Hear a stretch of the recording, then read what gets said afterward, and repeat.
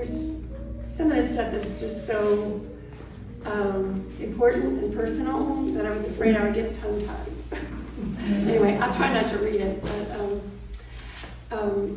actually I woke up at 4 o'clock this morning and stayed up because I kept trying to ask myself why I paint what I paint. And a couple of words came to mind. One was reverence, and the other was joy. And I don't quite have the words to describe what I feel about the presence of nature, which is why I do paint. As Billy and I were just saying, if I could talk, I wouldn't need to paint.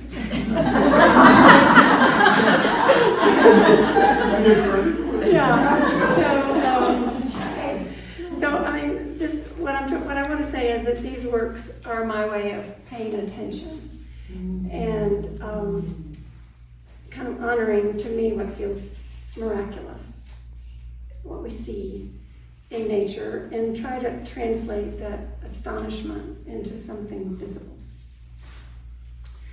So I guess the other thing I want to try to say is that I feel a lot of gratitude as I observe and go travel and look at flowers. And I mean, it sounds really corny, but it's moving to me to really, really look.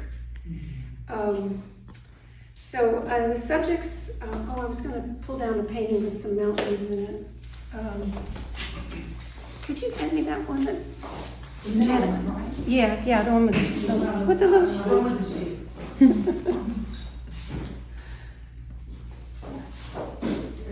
Good work, Bethany. Thank you. Janet and I've been in a book group for 30-something years. Okay, so this one, that'll work, I think. So subjects that I tend to gravitate towards are mountains, sort of the majesty and the archetype of mountains as a holy place. I'm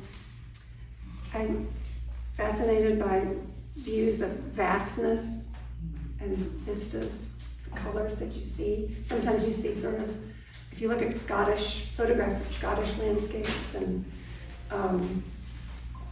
English landscapes. We've just been watching All Creatures Great and Small. So all the landscapes, it's just, you see sort of ephemeral signs of people living there, hedgerows and all of that. It just fascinates me. And then flowers, because they're ridiculously beautiful. I mean, they're just the color, so intense. So for me, it's less about depicting these things than it is about sort of being in the presence of them. So this is a collage show, and I work with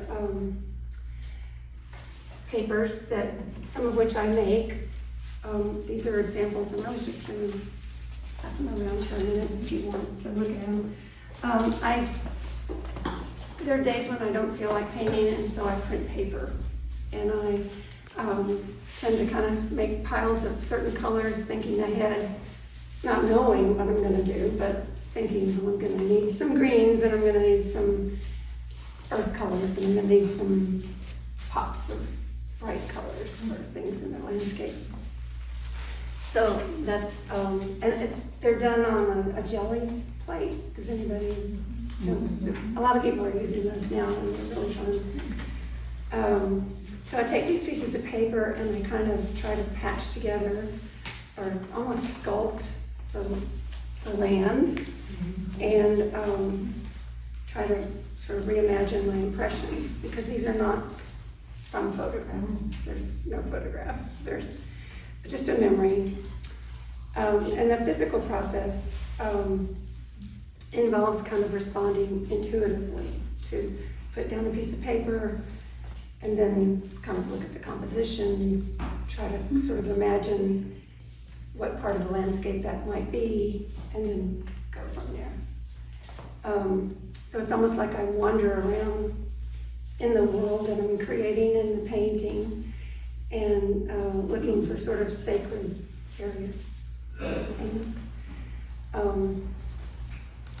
so I tend to try to go beyond seeing, but how I feel about this place, places.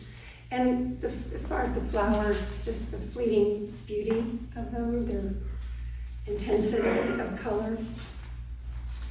And sort of embarrassing to say, I don't know if this is embarrassing, but to me each painting is sort of a form of a prayer, because it's a chance for me to pay respect and honor the landscape. And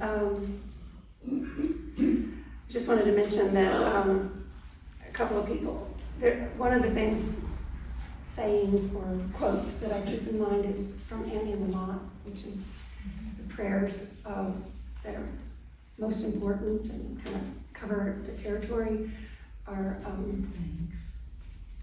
we're going to remember. Thanks. Thank you. Help me, and wow. So this is the wow. and also the thank you. And the other words that I try to keep in mind are what Mary Oliver wrote, which is that attention is the beginning of devotion. And she also said, pay attention, be astonished, and tell about it. That's what I'm trying to get at. Yeah.